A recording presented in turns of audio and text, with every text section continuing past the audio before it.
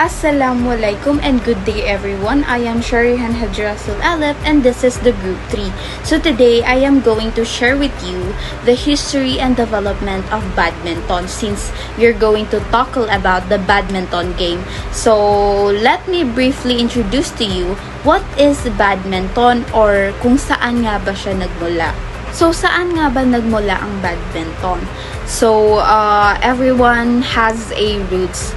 Lahat ay may pinanggalingan. So, badminton has roots that go back thousands of years ago. Nag-evolve lang siya at nag-travel sa iba't ibang cultures at iba't ibang bansa.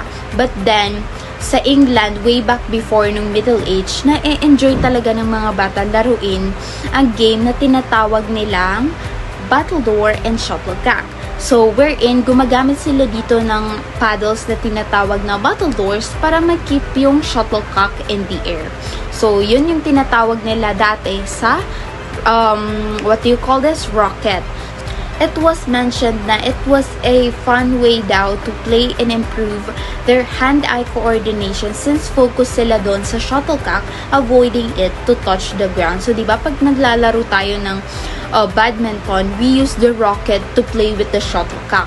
So, noong 1860s, noong na-stationed ang British Army officers sa India, doon sila nag-decide na lagyan ito ng net ang laro nilang battledore and shuttlecock. So, yung nilalaro ito ng mga bata, wala pala talaga itong net before.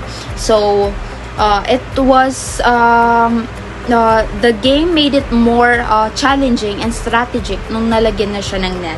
So, noon, kasi tinatawag nila itong laro at mas kilala siya before as puuna, as in P-O-O-N-A. So, fast forward, nung bumalik ang British Army officers sa England, that's when they started to introduce it sa homeland nila. So, that's when they started to play it sa estate ng Duke of Beaufort or mas kilala as a badminton house. So, the Duke's non-military guests, hindi sila familiar sa game na to. And they, that's when they started na tawagin siyang the badminton game. So, from puuna to the badminton game. So, dito naman tayo sa evolution ng badminton, kung paano siya nag-evolve, especially here sa Philippines. So, on 1877, the Badminton Club, wherein ito yung kauna-unahang badminton club, sila yung nagsulat ng rules para sa badminton for the first time. So, yes, dati kasi wala pa siyang rule. And this was an important step in establishing the structure of the game. So, on 1893, the official rules take shape, wherein the Badminton Association of England, sila yung nag-publish at nag-spread ng first proper set of rules wherein may similar siya sa rules that we have today. So, these rules provided a solid foundation for the game and helped standardize its play. On 1899, wherein this sa year na to, dito na-organize yung first competition. So, yung Bay, yung nag-organize ng All England Open Badminton Championships. So, ito yung first ever at official na badminton competition sa buong mundo that time. So, yung event na to is pinakita niya yung growing popularity and competitive nature of the sport. So, onwards, on 1920, the badminton, dumating na siya dito sa Pilipinas. So, British and American immigrants, sila yung nagpakilala sa badminton dito sa Pilipinas noong 1820. So, doon nagmarka yung starting point ng badminton journey here sa country natin. So, in 1934, the International Badminton Federation, or IBF in short, was established as the governing body of the sport. So, it brought together yung mga countries like Canada, New Zealand, Scotland, and Wales para ma-promote and regulate yung badminton sa buong mundo. So, on 1949, the national champions in the Philippines have been occurred. So, the Philippine national rankings were introduced at si Adriano Torres, siya yung naging kauna-unahang national men's single champion. So dahil sa pagkapanalo niya, nagpakita ito ng kakayahan and competitiveness within the Philippines badminton community. So yes, naging winning situation siya ng Philippines. So in 1952, the Philippine Badminton Association or PBA is created. So dito sa year na to nabuo yung PBA. Ito yung naging first national badminton organization dito sa Pilipinas, wherein it brought together 28 badminton clubs and played a crucial role sa pag-promote sa badminton. So on year 1972, badminton made its debut as a demonstration sport sa Munich Olympics. So yun also yung nag-mark as a moment for the sport dahil nag-gain ito ng global recognition at exposure on one of the world's biggest sporting stage. So ayun siya. So in 1981, the Philippines fielded a team in the Southeast Asian Games for the first time. So this marks as an important milestone sa pagpapakita ng country's badminton talent and competing against other nations in the region. In 1984, the Philippines joined the Thomas Cup for the first time. So the Thomas Cup, for those who don't know, Thomas Cup is a prestigious international badminton tournament for men's teams. So yung pagsali ng Philippines dito, nagpakita ito ng talent, growing presence and competitiveness in the world of badminton.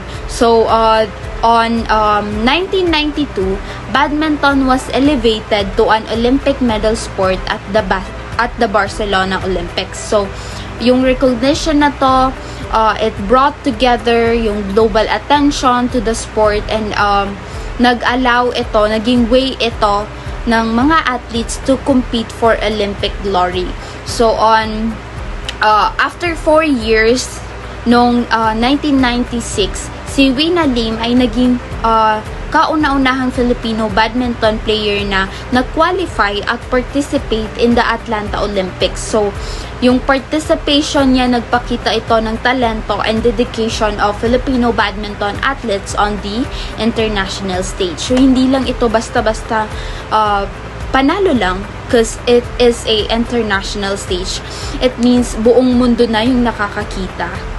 In 1997 naman, nagkaroon ng privilege ang Philippines of hosting the first Asian Juniors Badminton Championships. So, this prestigious event brought together 200 talented players galing sa 21 countries. So, ayun nga, on 2001, the first JVC Open Asian Badminton Championships has happened. So, nag-host na naman ulit ang Philippines sa first JVC Open Asian Badminton Championships. So, yung tournament na ito na nag-solidified the Philippine position na ng capability nila na mag-host sa international badminton events. So, in a way, nagpakita ito on how much commitment Philippines has on promoting the sport, and it even provided a platform for players para from across Asia to compete at a high level. So, during the duration of 2001 to 2005, wherein JVC National Open tournaments in malls. So, ayun nga, open tournaments were held in malls across the country. So, yung unique approach na ginawa ng JVC, nag-encourage siya sa mga tao to play badminton in a way of bringing the sport closer to public. So, the next year after, in 2006, the International Badminton Federation, or IBF in short, ni-rename niya yung ni-rename siya as the Badminton World Federation from IBF to BWF. So, from that this change reflected the global nature and growing popularity of the sport. So nagpatuloy ang BWF para mag-govern and promote ng badminton sa mundo at masiguro na patas ang laro and fostering international collaboration within the world and country itself.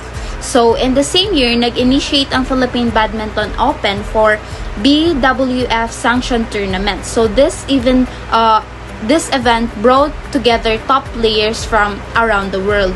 So, nag-showcase siya ng Philippines' ability to host at high-level competitions. So, it provided local players with an opportunity para makapag-compete sila against international sa sarili nilang bansa. So, kumbaga tayo yung dinadayo. So, in 2008, the mixed doubles team of Kinney and Kinevek Asuncion achieved a remarkable feat. So, yung strong performance nila in international competition propelled them to reach as high as number 11. So, imagine, sa dami ng bansa na nag-compete against one another, naging top 11 yung si Kinney and Kinevek Asuncion representing the Philippines for their success inspired and showcased the potential of Filipino badminton players sa mga global stages. In 2009, the Philippine national team had a significant victory at the Suman Cup.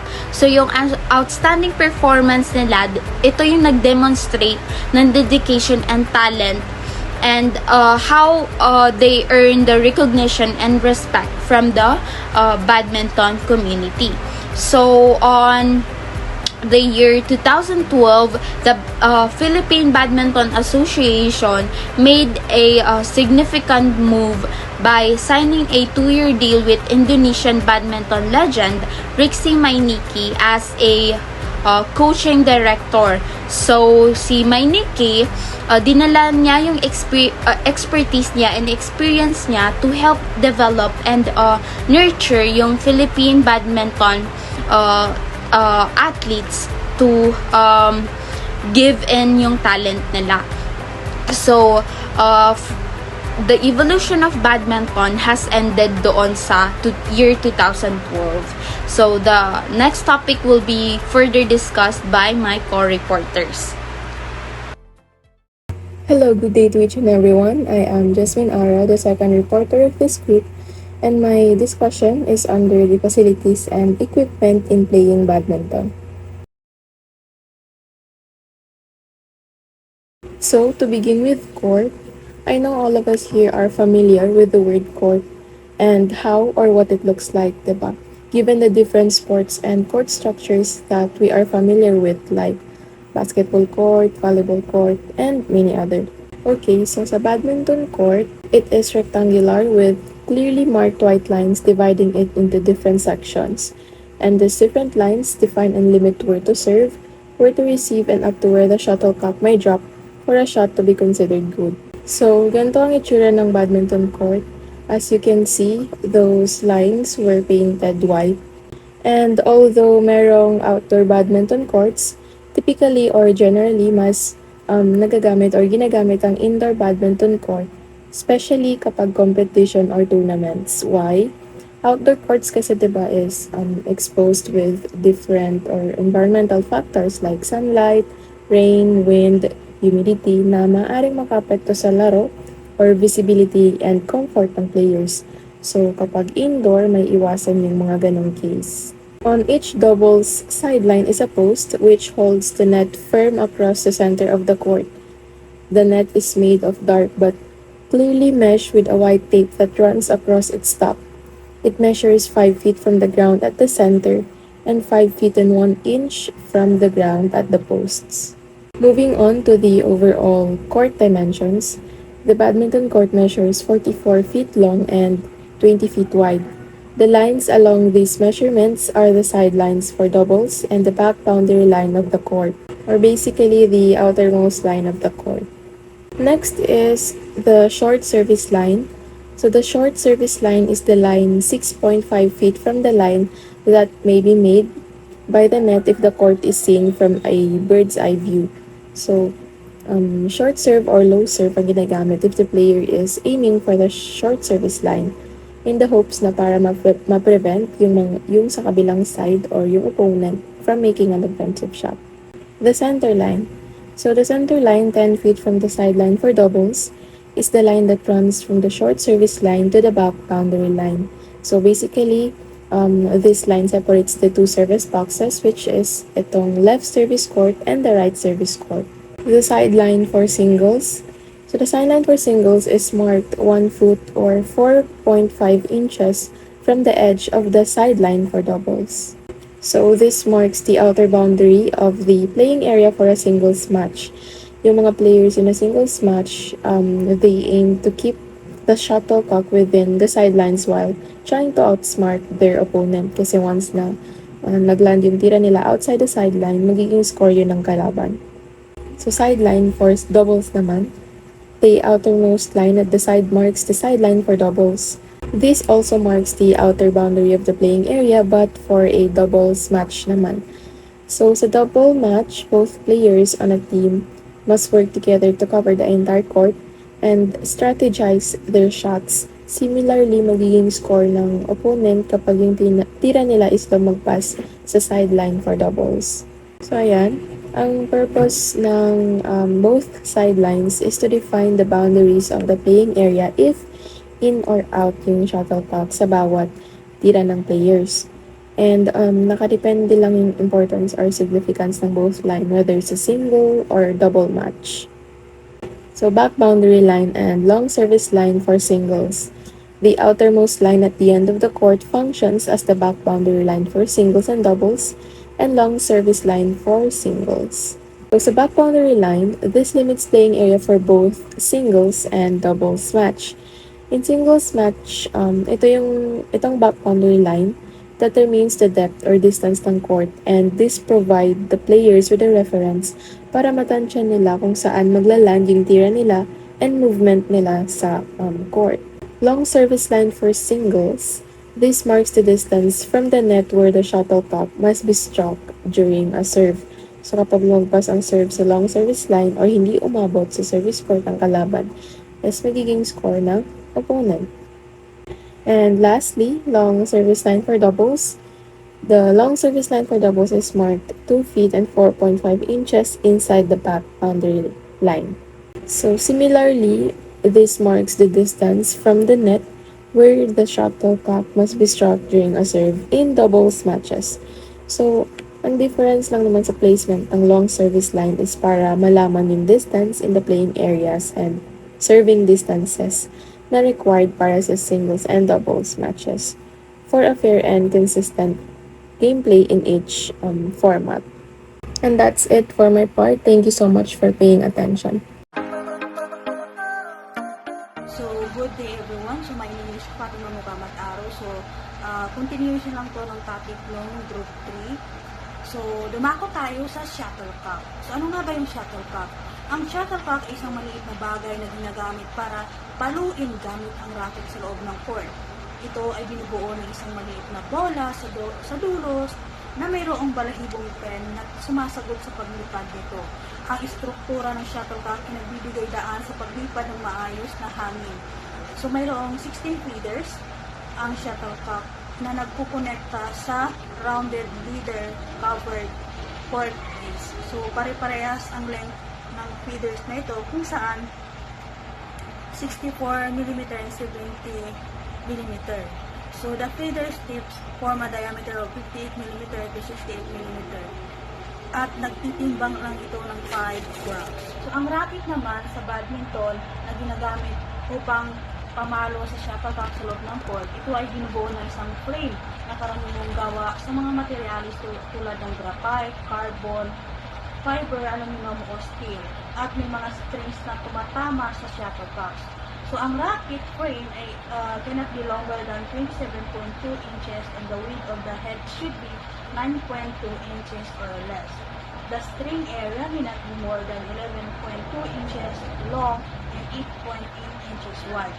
So let's proceed to the mechanics and rules of the game. So ang mechanics at rules ng laro ng badminton ay sumusunod sa mga pangunahing patakaran at proseso. So sa laro ng singles at doubles, ang badminton ay maaaring laruin bilang singles, so isang player laban sa isa, o doubles, dalawang manlalaro sa bawat koponan. So sa pagsisimula ng laro, ang laro of course ay nagsisimula sa isang service. Ang pagpili kung sino ang unang mag-serve o magpapalo ay maaaring isang paluan, idaan, or sa isang draw. So ang service naman is dapat ipasa sa kabila ng net sa legal na lugar ng kalaban.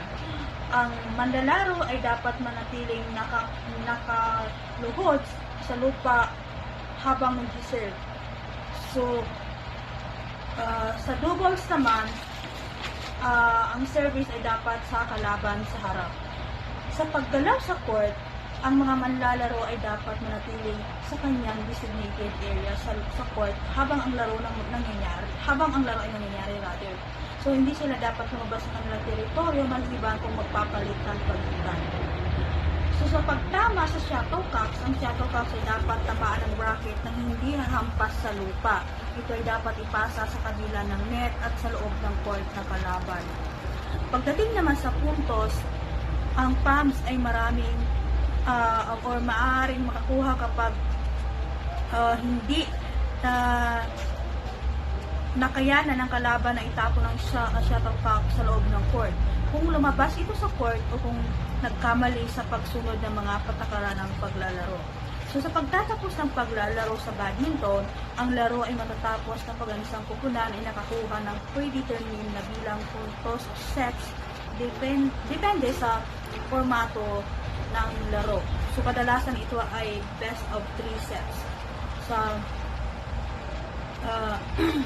So mayroon din mga official na nagmamasid sa laro upang tiyakin na sinusunod ng mga manlalaro ang mga patakaran ng laro sa court. So sila rin ay nagpapasya sa mga kaso ng hindi pagkakasundo sa laro. So ang tawag sa kanila is umpire at referee.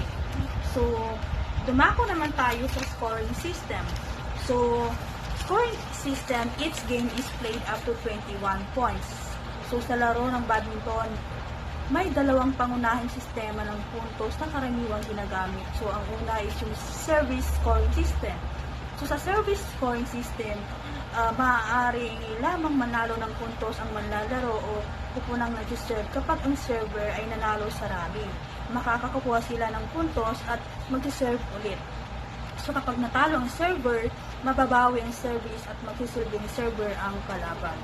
And then meron din tayo na hindi kailangan maghintay ng turn para magkapuntos. So kapag nanalo ang isang player o kupunan sa rally, makakakuha sila ng puntos at magpapalitan ng service. So dumako naman tayo sa intervals and change of ends. So sa laro ng badminton, may mga intervals at pagbabago ng posisyon sa bawat sa court na nangyayari sa iba't ibang bahagi ng laro. So sa intervals, ang mga intervals ay may pansamantalang pahinga sa pagitan ng mga sets. Karaniwang may mga predetermined na oras ang mga intervals tulad ng 1 to 2 minutes. So upang magpahinga ang mga manlalaro, magpakonsulta sa kanilang mga coach at maghanda para sa susunod na set. Meron din tayong tinatawag ng change of ends. So sa badminton, nagkakaroon din ng pagbabago ng posisyon sa court sa gitna ng mga set.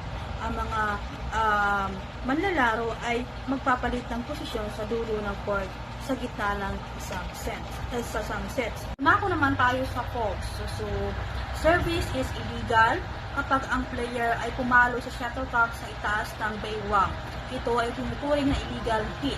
Ang shuttlecock ay dapat tamaan ng player sa ibabaw ng baywang o mas mababa pa. And then sa badminton, mayroon ding boundary lines na magtatakda ng tamang lugar kung saan pumasok ang shuttlecock. Kung ang shuttlecock ay lumabas sa linyaw sa bandang lines, ito ay fault na.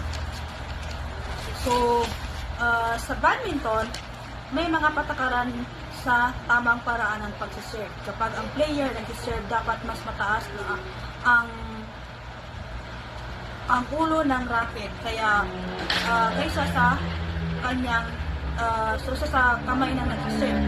Kasi kung hindi ganun ang pag-serve ng player is fault pa din siya. So, kapag ang player din ay nag-angat ng isa o parehong paa sa oras ng pag-serve, ito ay fault na din. So, pag nag-serve ka na hinahatak mo yung mga paa mo mula sa lupa, ay fault na din siya. So, dito yung mag-serve ka, pero hindi mo natuloy, fault na din yun. Parang alanganin yung pag-serve mo, fault daw yun siya. So, kapag ang pag-serve ay hindi nakapalo o hindi mo natamaan yung shuttlecock habang ito ay nag-serve, fault na din siya. Sinabi dito na kapag nagkamali ka ng tapak din sa linya o nakatayo sa labas ng court habang nag-serve is consider as fault. So, dito kapag yung receiver ay hindi pare-parehong nakastay yung paa or nakadikit sa tamang court habang nag-serve ang kalaban, fault na din siya. So, kapag lumabas yung shuttlecock, pagkapalo mo sa tamang sa area ng palaruan, fault na din siya. Kapag tumama naman yung katawan mo sa net o ang racket nung pagpalo mo ng shuttlecock is fault na din siya. And then, fault na din siya kapag yung player o yung isang player ay humaharap sa net and then tumuntong siya sa kabilang court upang tamaan ng shuttlecock, ito ay fault na din. So, let's proceed to the topic of lets. So, ang lets ay isang sitwasyon kung saan ang rally or ang puntos ay hindi binibigay sa anumang player o team. So, kadalasan ito ay may una-una yung service lets. So, ang service lets, ito ay nangyayari kapag ang service ay hindi maayos, ngunit hindi maituturing na fault. For example, kung ang shuttlecock ay tumama sa net pero hindi nag-cross sa kabilang side ng court, ito ay tinatawag na service let. So, walang puntos yun. And then, may tinatawag din tayong obstruction let. So, ito ay nangyayari kapag ang isang service ay di pa nakaset o nakahanda pero sa pagtanggap ng shuttlecock or maaaring hindi pa siya nakaposisyon or nakafocus sa laro, in short, yung di ka sumunod sa patakaran ng sa signal na dapat paluin na ang shuttlecock is considered as lets. So, that's the end of my report. Thank you. Good day to each and everyone. My name is Christine May Paloma J. Batulan and my topic is all about the fundamental skills. So first, we will discuss the footwork. Footwork. Your opponent will do his best to direct every shot away from you, and the only way for you to reach the shuttlecock is for you to have a good footwork. Badminton footwork is the most fundamental skills that you must have in order for you to get better in your game.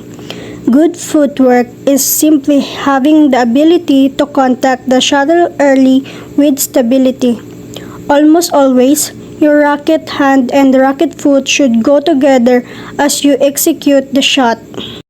So dapat is magaling ka sa footwork para bawat tira ng kalaban is makukuha mo ito agad-agad.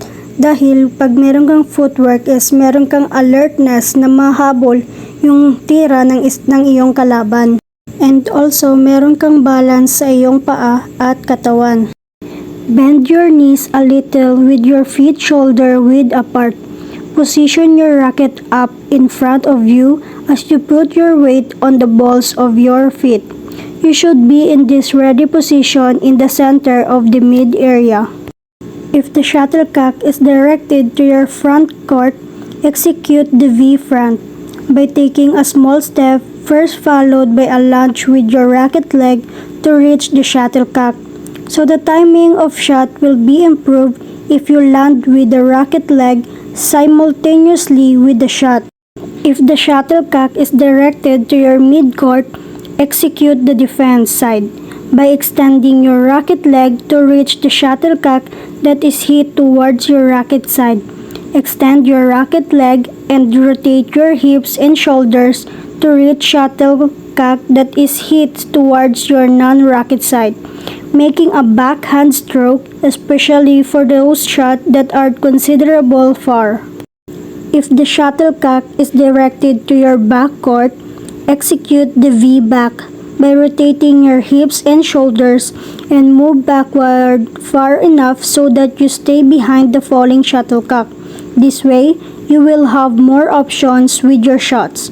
If you are too slow in going to the correct area, you are most likely to respond with a weak shot. Then, after mo tumira, try mo bumalik sa base. Alertness and your ability to react quickly are major weapons if you want to improve your game. Grip. A correct badminton grip is the groundwork of playing badminton. Your strokes, power, and accuracy will greatly suffer if you hold your racket wrongly. Your shot will be limited and you will have less chances of winning. Therefore, a correct grip is a must. Furthermore, you will need to learn how to change grip very quickly during the rally. So ito ay importante lalo na kung paghawak mo ng racket is mali dahil mapupunta sa ibang direksyon yung tira na kailangan na mapunta sa iyong kalaban. So first, sa forehand grip, hold the handle of your racket hand as if you were shaking hands with it. So, sabi dito, no, yung paghawak daw ng racket is parang nagsishake hands lang kayo ng racket. At dito naman sa backhand grip, hold the racket like that of a forehand grip and then turn the racket counterclockwise so that the V-shape move leftwards. So, sabi dito is yung paghawak mo sa racket is kagaya din sa paghawak mo sa forehand grip and then turn the racket counterclockwise para yung V-shape is ma-move leftwards. Pangalawa sa forehand grip, make a V-shape in between your thumb and your index finger. So, sabi dito is gumawa ka ng V-shape gamit ang thumb and index finger. Pangalawa sa backhand grip, hold the racket handle loosely in your finger for greater flexibility, placing your thumb against the back bevel of the handle for greater leverage and power. So, sabi dito is yung paghawak daw sa handle ng racket is maluwag para magkaroon ng flexibility and yung thumb mo daw is i-against mo sa back level of the handle para magkaroon ng power. So, dito naman sa forehand grip sa pangatlo, hold the racket handle loosely in your fingers to greater flexibility. So, sabi dito is yung paghawak daw sa handle ng racket is maluwag para magkaroon ng flexibility. So, sa pangatlo, sa backhand grip, shorten your grip by placing it nearer to the shaft for better control and accuracy when serving and attacking from the forecourt and midcourt. Lengthen your grip by placing it near the boot and the racket for power shots, especially at the backcourt.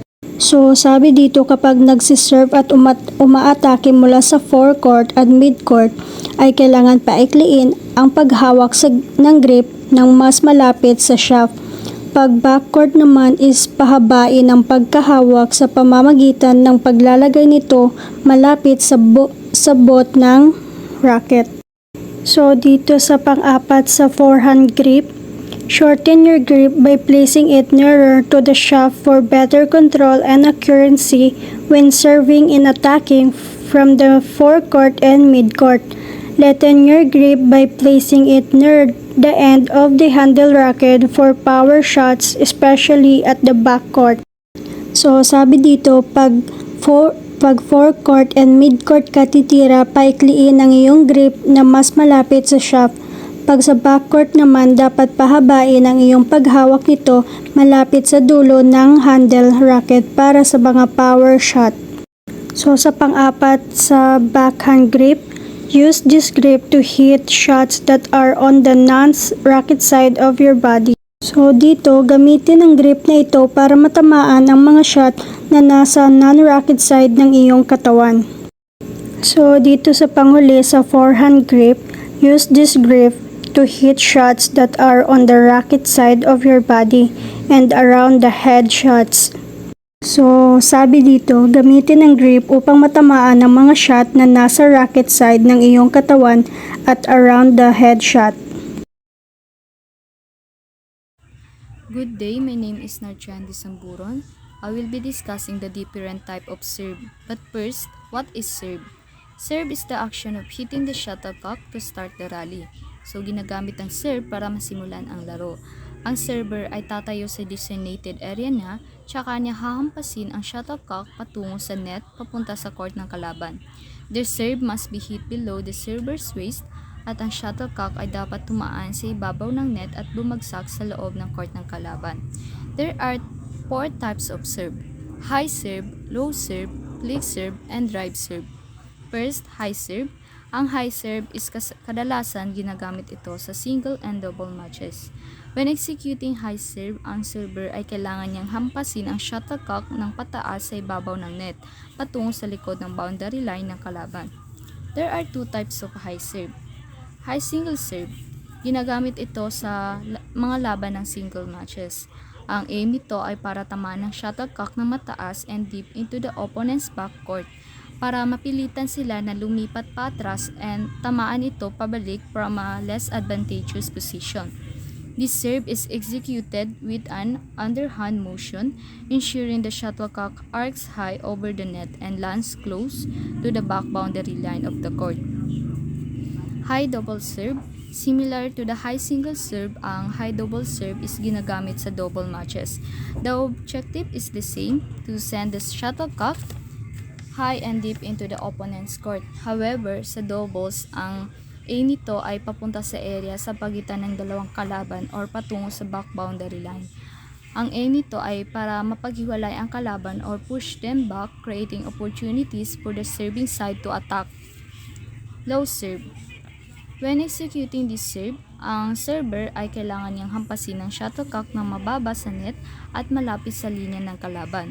This results in low shot that makes it challenging for the opponent to make powerful shot attacks.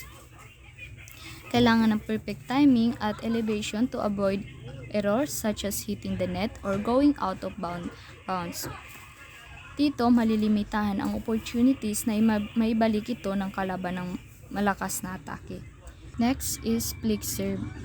Flick serve is a misleading serve kung saan ilalagay mo ang shuttlecock ng mababa at magpapanggap na aatake ng low serve at bigla mo itong hahampasin ng mabilis pataas. Ginagamit ito upang magulat at madisib ang kalaban. Dito mahihirapan maabot at maibalik ang serve. Kailangan dito ng tamang timing at control sa pulso. And last, drive serve. Ginagamit sa single and double. Dito, kailangan mo maging relax and balance to control your position. Ito ang uri ng serve kung saan ang shuttlecock is hinahampas ng mabilis at diretso sa kalaban. Ang purpose nito ay para mabigla ang kalaban at mapilitan siyang mag-react ng mabilis na magiging resulta para di sila makapaghanda at di nila ito maibalik ng malakas. Sa pag-execute ng drive serve, ang shuttlecock ay karaniwang pinapalo sa mababang trajectory na halos parallel sa net para maging mahirap ito na smash ng kalaban. That's all. Thank you.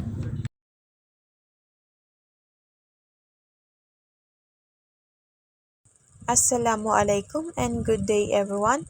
I am Esnara Enged and today I will discuss the shots and shot selection. The shots and shot selection has a variety of types in badminton shots. Dito mo malalaman kung ano-ano ba ang mga gusto mong posisyon na want to execute during playing. So sa mga positions na ito is depende sa iyo kung saan mo gusto i-shots. Kapag naglalaro ka is mahalaga ang posisyon ng kalaban mo in which malalaman mo kung ano bang magandang posisyon ang gagawin mo. Kapag ang kalaban mo is aim niya ay mahulog ang shuttlecock in your front court, most likely itong mga gagawin mo. Number 1 is slip underhand clear. Hit the shuttlecock in an upward motion, causing it to go high and drop to the back of the opponent's end.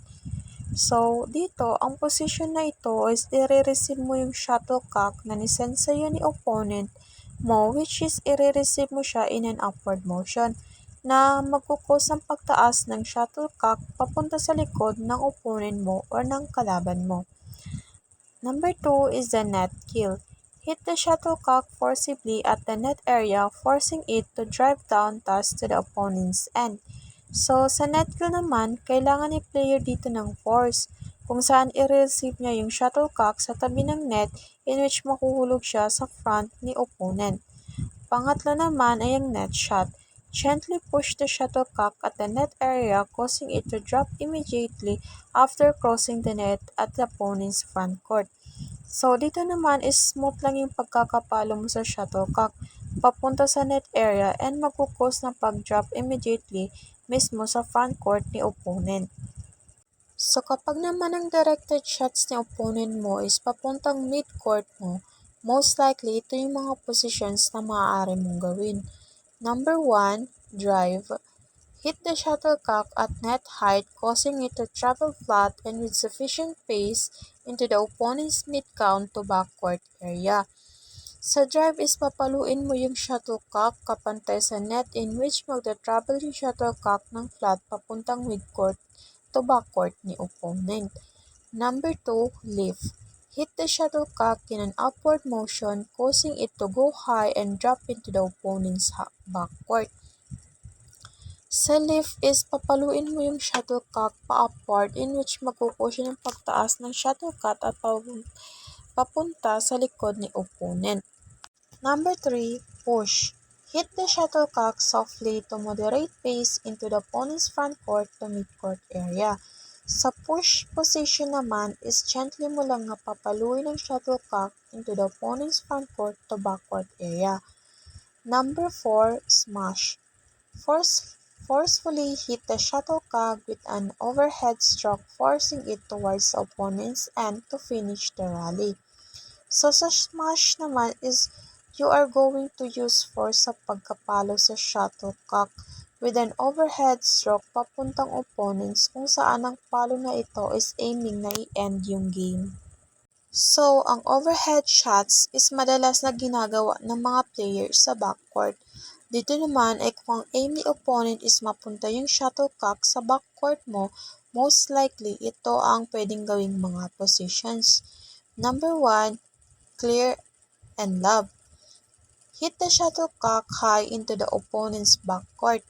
Dito, papaluin mo yung shuttlecock papuntang backcourt ng kalaban mo.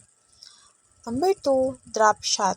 Hit the shuttlecock from backcourt, causing it to go down immediately after crossing over the net into the opponent's front court.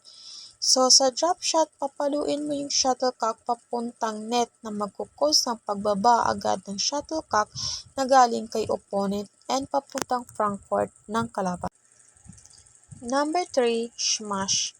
Hit the shuttlecock at high speed towards the opponent's midcourt. So, sa smash naman is papaluin mo ng malakas ang shuttlecock papuntang midcourt ni opponent. So, that is the positions you might need while playing badminton.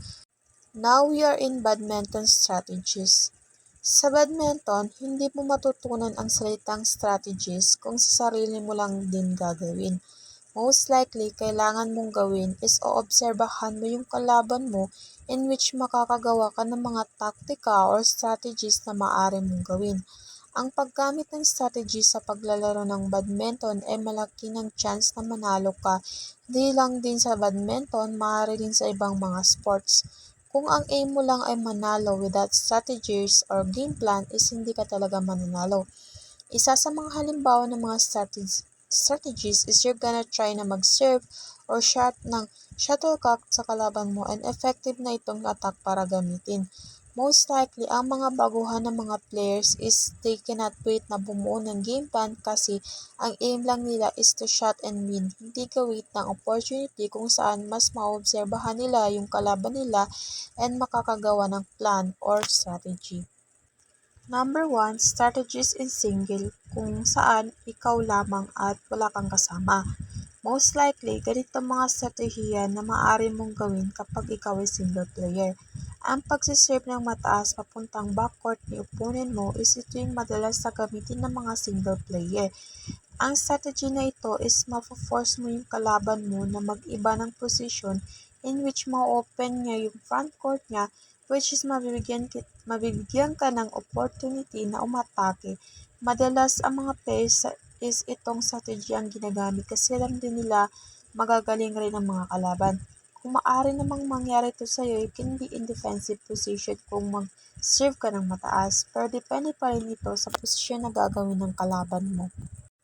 Number 2, strategies in double. Dito naman is may partner ka na in which makakapag-usap kayo ng maayos na strategy. So dito naman kung ang kalaban nyo gumamit ng leaf or loves na position is ikaw at ang kapartner mo should be ready. So kailangan nasa attacking formation na kayo ng partner mo in which ang position is kung ikaw ang server, sa front ang sa likod mo ang partner mo.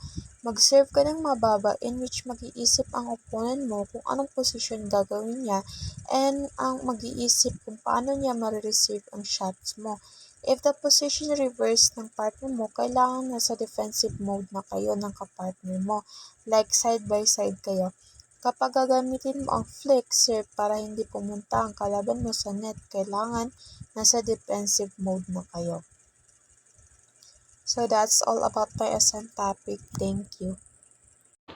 Assalamualaikum and magandang araw po sa inyong lahat. My name is Johanna Igamat and the next reporter. So my topic is all about strategies in mixed doubles. So first, mapapansin niyo, apat po yung nasa court. So, and yung babae is nasa front because ang babae daw ang mapakonsider as the weaker. And then yung lalaki daw yung nasa likod kasi ito daw yung malakas mag-smash.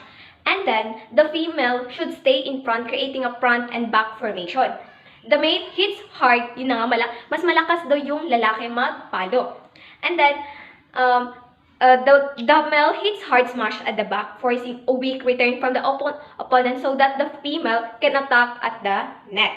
So, next, a good position for both players should be achieved for them to be able to execute push low over the net to the mid-court area, just past the front player's area, but the front of the back player. So, the next, certainly, there will be times that you will also be put in a defensive mode. Therefore, you should be in a side-by-side. So, makikita nyo sa slide, ganyan po yung side-by-side formation. Next, apply flick serve frequently to the female when she receives to force her to the backcourt. In this way, you might get a weak return. That's an opportunity for you to attack. So babalik yung shuttlecock sa'yo, babalik sa'yo ng weak. So, may opportunity ka na magpalo. So, ang flick serve is nandyan po sa slide. Ganyan po yung flick serve. So, the next, the badminton grocery. First, alley. An extension of the court side by 1.5. This is used in doubles. So, ang doubles, mapapansin nyo, ang alley is nasa gilid siya, side. The next is back alley, area between the back boundary line and the long service line for double. So, nasa slide po, nasa baba po siya. Yan po ang back alley. The next is attacking clear. Ganyan po yung attacking clear, like clear masyado. An offensive shot which is hit deep into the opponent's court. So the next is attacker. Alam naman natin lahat yung attacker, no? Yung player na mag-attack ng shuttlecock. The next, back court. The back third of the court in the area of the boundary line. So ayan po ang backcourt, yung sa likod po ng court. Sa baseline, back boundary line at each end of the court that runs parallel to the net. So ayan po yung baseline, yung nasa baba. The base position, the center of an end of the court to which a player return to after a shot. So after magpalo yung player, babalik siya sa base position. So ang bird, another name for the shuttlecock. So yun, no? Another name pala no shuttlecock is bird. And then the next is block return. So a return shot that drops quickly over the net because it was not hit with the match force. So ang block return nasa slide po, tignan nyo. Ang bringer, a player who returns all shot that come into his end of the court. So ganyan po yung bringer. Then forehand grip. So ganyan po, napapansin nyo, ang forehand grip, ganyan po yung paghawak ng racket, like nakaside yung racket. And then the backhand grip naman po is yung nakaharap sa atin yung racket. Next, the front and back formation. Ito na yung kanina, sabi ko na, yung babae is nasa front and yung lalaki is nasa likod. Yun po ang front and back formation. Next is game. Alam naman natin lahat yung game, no? Which is yung laro. Drive. Ang drive is nandyan sa slide. Yan po ang drive. A fast and low shot that makes a horizontal flight over the net. So, horizontal, no? Ang dove naman is ganyan din. A shot hit solely and with finesse to fall rapidly and close the net on the opponent's side. Feint. C. Balk. So, ang balk is ganyan sa slide, ganyan po yung ball. And then, ang flick, a quick wrist and forearm rotation that surprises an opponent by changing an apparently soft into a faster passing one, used primarily on the serve and at the net. So, ganyan po ang flick. Kayong kanina nag-explain ko, ganyan po yung flick serve. And the forecourt. Yung forecourt is nasa gitna. Front third of the court between the net and the short service line. Ang double sideline, the outermost line at the side of the court, passing one, used primarily on the serve and at the net. So, ang double sideline is yung nasa gilid, yung may nakasulat din. This court, alam naman natin kung ano ang court, no? Ang double, ito na yung dalawang player on one team. So, four people are on the court at the same time.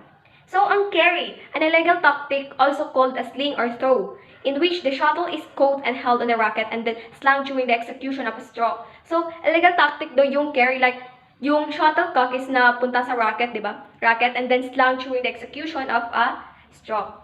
So, the next is fault. Alam naman natin yung fault, no? Yung mga violation of the playing rules either in the serving, receiving, or during play. So, the last is the BWF, which is the Badminton World Federation, the highest governing body of the badminton. So, ito na yung nagpropromote, nagde-develop, and popularizing the sport of badminton throughout the world. So, sila yung nagpropromote, no? So, that's all for my report. Thank you and wassalam. Assalamualaikum and good day everyone. I am Rashima Gyamla. So now I'll be going to discuss the continuation of the badminton glossary. So the first one is ang hairpin net shot. So ang hairpin net shot is ito na yung pagpalo ng pababa papunta sa other side ng opponents like ganyan sa first pick. So next is ang half court shot. So ito naman yung pagpalo ng mabagal papunta sa mid-court ng opponent. So wala masyadong time yung opponents na gumawa ng move or ma-return sa'yo yung shuttlecock. So next is ang handicap match. So ito naman yung match between players with unequal skill levels like pro player and non-pro player. So ang non-pro player is hindi niya na need na makascore ng mataas sa pro player para manalo. And or the pro player naman is pagbabawalan siyang gumawa ng some shots. And also include na din dito yung mga persons with disabilities. So next ang high clear. So, ang high clear naman is, it is defensive shot na yung atake ng other team is going to high up to the back and you need to defense it na titirahin mo siya pabalik sa opponent. So, next ang left service court. So, ang left service court naman is kapag ang server is sa right service court siya nag-serve, so kailangan ng opponents is sa left side naman siya magsaserve. So, next is ang let. So, ang let naman is, ito yung nasa-stop yung game or nare-replayed kapag may nangyaring certain unforeseen circumstances or disturbance during the game. So, ang next naman is ang lob. So, C, clear. So, ang lob naman is a defensive shot in badminton, so it is played kapag ang shuttlecock is malapit na sa floor. So, next ang long service line. So, ang long service line naman is, it is a backline area wherein doon maglaland ang serve mo. So, ang next is ang love. Ang love naman is tinatawag na love all when the game start with the scoring 0-0. So, next is ang match. So, ang player is need na manalo ng 2 beses and kapag nanalo ulit ang player sa pang-3 game is siya na ang winner. So, next is ang middle court. So, mid-court naman is nasa pick rin na the middle third of the court halfway between the net and the back boundary line. So, next ang mixed doubles. So, ang double team naman is may isang lalaki and 1 female na player. So, ang next naman is ang net. So, I think we all know naman ang net and nilalagay siya across the middle of the court wherein ang players must hit the shuttlecock over the net. So, ang net is 5 feet tall at the center. So, ang next naman is ang net shot. So, it is played from the net and kapag nalaro ito correctly is dapat lang na bumagsak ito over the top of the net and drop as close to the net as possible on the opponents. So, ang next naman is ang officials. So, the officials are the judges responsible to ensure a fair badminton game is being played. And the service judge may also be up to 10 line judges and also the referee is the one who makes the game decisions on the rules pero hindi sa paglalaro sa court. So, next is ang overhead shot. So, ang overhead shot naman is a defensive shot hit from your baseline to your opponent's baseline. So, like sa high clear. So, next ang passing shot. So, and ang passing shot naman is a shot passing the shuttlecock to the opposing player or team. So, next ang PBA. So, ang PBA naman is a Philippine Badminton Association. So, it is a national governing body for badminton in the Philippines. So, ang next is ang post. So, ang post is nakaposition siya on the double sideline irrespective of whether single or doubles is played on the post or supports must not extend into the court beyond the sidelines. So, next is ang put away. So, ang put away naman is when a player leaves a smash, is may hirapan kang i-return ito sa kalaban. So, next is ang racket. So, the racket is also a main piece of badminton that players use to hit the shuttlecock. So, next is ang rally. So, ang rally naman is the exchange of the shots while the shuttle is in the play. So, next is ang receiver. So, ang receiver naman is the person receiving the serve called receiver. So, next is ang serve or service. So, the serve is when the player serves. That's when the rally of the game starts. So, next is ang service court. So, the service court naman is divided siya into 4 sections with distinct boundaries, including the center line, short line, service line, long service line, sideline, and back line. So, next is ang service fault. So, ang service faults naman is tend to occur when a player is serving. Kapag ang service is not executed below the waist in an upward motion, so this type of foul can be called. And another way to receive a service foul or service fault is kapag nakaposition ka on the left side of the court during a match and hindi mo sinerve ang shuttlecock sa right side, so matatawag itong service fault. So, sa badminton kasi kapag magsaserve ka, is kailangan opposite side of their opponent's court. And kapag fail ang pag-serve mo, is matatawag to na foul.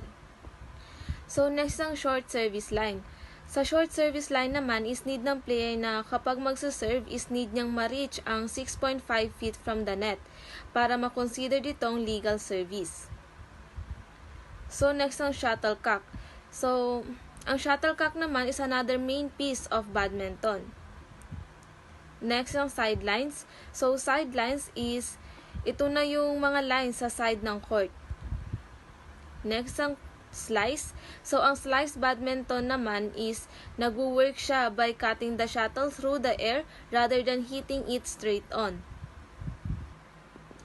So, next naman is ang smash. So, ang smash naman is a shot hit with a power and speed downward into the opponent's court. So, it will make it hard for the opponent to retrieve and return the shot, like sa put away. So, the umpire shots naman has the authority over a particular match and is in charge of the court and its immediate surrounds. So, next is ang underhand action. So, ang underhand action naman is an effective shot to drive the opponent into the rear court. So, it is played from the forecourt to the opponent's rear court. So, the underarm clear is a defensive shot and it's generally used to counter the drop shot. So, last is ang wood shot. So, ang wood shot naman is that results when the base of the shuttle is hit by the frame of the racket.